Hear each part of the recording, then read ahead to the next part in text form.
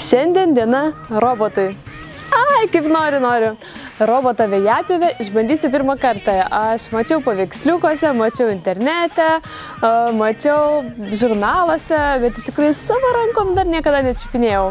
Tai man bus labai įdomu, prisijunkit prie mano šito, galima pavadinti, unboxing video, kur aš ištrauksiu viską iš dėžės, pasižiūrėsiu, kas yra Gardenos roboto vėjapjovės visoje komplektacijai. Pamatysim viską sudėti, pajungti, parodysiu visą pilną instrukciją, kaip tą padaryti. Žiūrėkit šitą video iki pat pabaigos, nes ten pamatysite, kaip jau mes jį paleidome ir jo pirmuosius žingsnius, negaliu pavadinti, pirmuosius važiavimus per visą veją.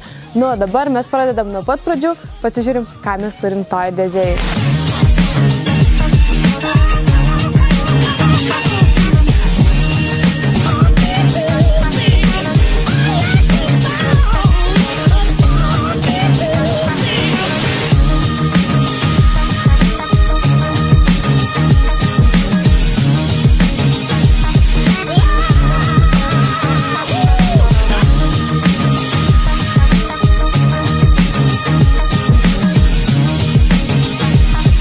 Yra roboto stotis. Nuo ko mes turim pradėti, tai turim sugalvoti, kur ją padėti, kaip rasti tinkamą vietą. Tam mes turim keletą tokių kaip reikalavimų. Visų pirma, prieš stotį turėtų būti bent 2 metrai priešais jį laisvos vietos.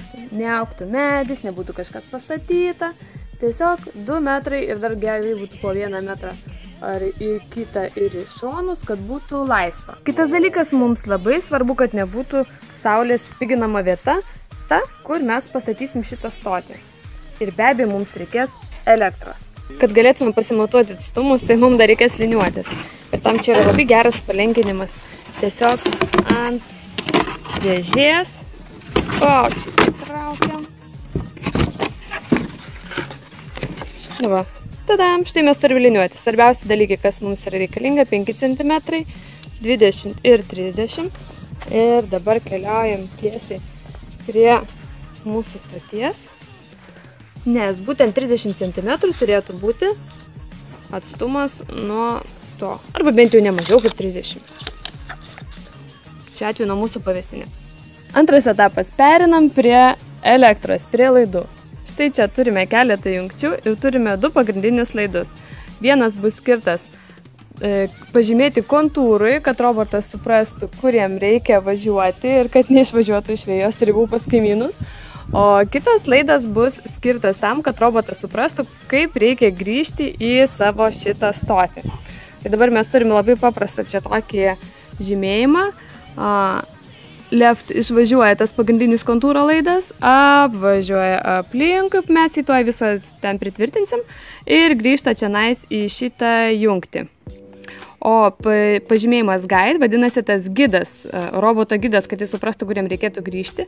Šitas laidukas keliaus, irgi čia bus pritvirtintas, keliaus žemyn per visą ilgį stoties ir jis toliau iškeliaus praktiškai per vidurį, per centrą vėjos.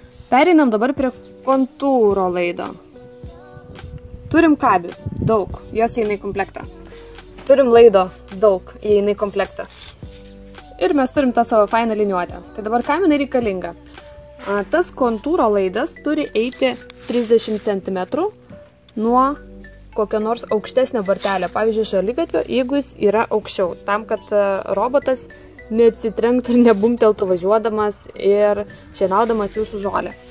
Jeigu mes turime vienodą lygį, pavyzdžiui, čia yra šaligatvis ir veja vienodame aukštyje, mums užtenka 5 cm. Tai vadinasi, kad tas robotukas galės ir šiek tiek užvažiuoti ant trinkelių. Tai mums liks labai gražiai nupjautas kraštus ir tai reikia 5 cm atstumo nuo to kraštelio iki kontūro laido. Ką daryti, jeigu vejoje yra medis, supynės arba bet koks kitas dalykas? Tai jeigu jis yra labai didelis ir stabilus, tai robotukas tiesiog atsitrenks, apvažiuos aplinkui ir tiek žinių, nieko daugiau daryti nereikia. Šiuo atveju mūsų medeliai dar tokie gana jauni ir be to čia yra mulčio pridėta, tai kad neišnešiotų tas robotukas, mes turime jau jam pareguliuoti eismą, kad jis apvažiuotų aplinkui. Tai reiškia, mes kontūro laidą tiesiame ir tada darom posūkį ir apvažiuoja aplinkui šituos 2 medelius.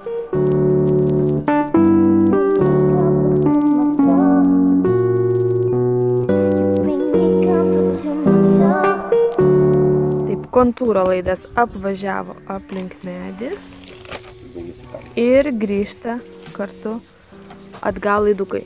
Kai kartu šalia eina 2 laidai, robotukas jau jų netraktuoja kaip kontūro laido, kaip tvoros tokios, kurias negalima perlipti, o kaip tik supranta, kad čia jis jau gali pervažiuoti ir nekreipti į ją dėmesio. Bet tiesdami kontūrą palikom šiek tiek laido, prie kurio jungsim tą gido laidą, gido kabelį.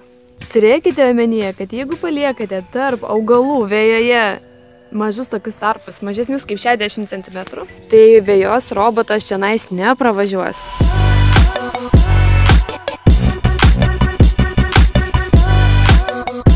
Nusikerpu, pasilieku kokį gerą metrą rezervo, nes tą patį laidą naudosime ir kaip gidą. Kontūro laidą mes jau atsivedėm. Dabar gido laidą, kurį mes pravedėm pro stoties apačią, vedam mažiausiai 2 metrus visiškai tiesiai. Lygiai taip pat pritvirtinam jį prie vejos, o jau toliau mes galim kad ir skersai ir išilgai. Šiuo atveju mes keliaujam tiesiai prie tos vietos, kur pasilikom tokią kaip kilpelę iš kontūro laido. Čia mes juos dabar sujungsim.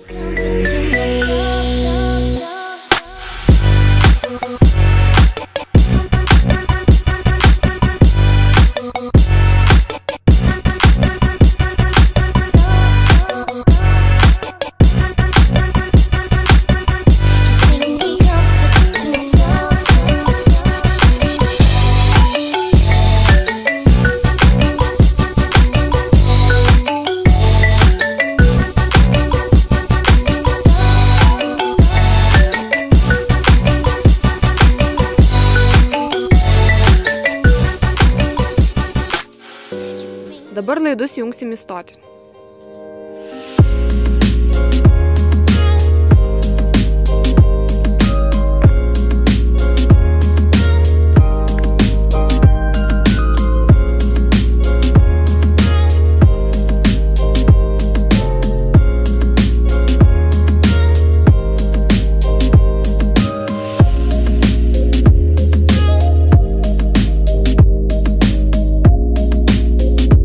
Gido kabelį taip pat.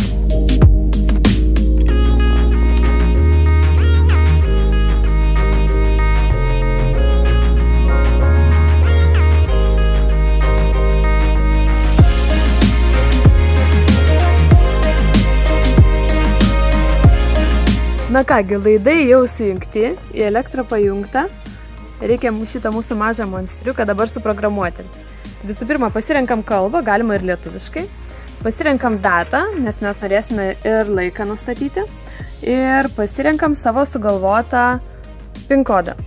PIN kodas yra labai svarbus, nes tada, kai jūs norėsite savo robotą kažkur perkelti, nunešti arba tiesiog atkelti, jūs turėsite tą kodą suvesti. Tai reiškia net ir vagis kokia nors, jeigu sugalvotų ateiti ir galvotų, kad čia pasičiups jūsų robotą ir išsineš, iš tikrųjų pradės klikti visais garsais, todėl kad jie nežinos PIN kodą.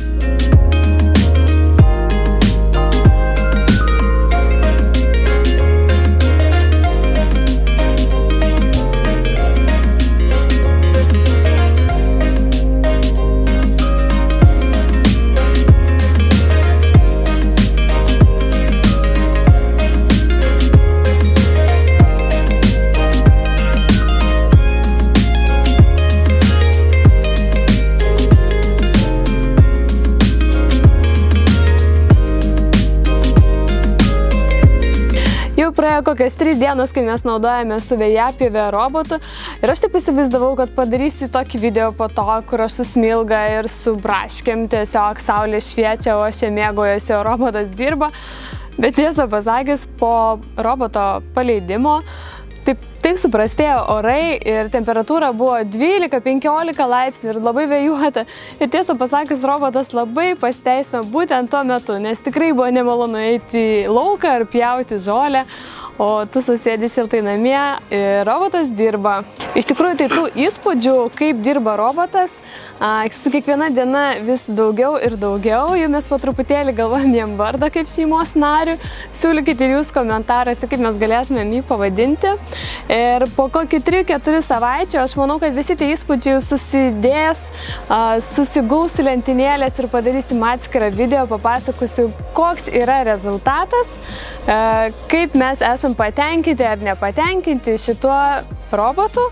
Ir manau, tikrai bus įdomu pasižiūrėti ir jeigu jūs svarstot apie tokį augintinį savo namuose, savo kieme, galbūt jums irgi kažkiek padės. Tai ačiū, kad žiūrėjote šitą video, jeigu patiko, tai spauskit like, jeigu norit žiūrėti tęsinį, tai prenumeruokit mūsų kanalą. O su manim susitiksit svetainėje www.geltonaskarutis.lt arba tiesiog kituose mūsų video. Ate!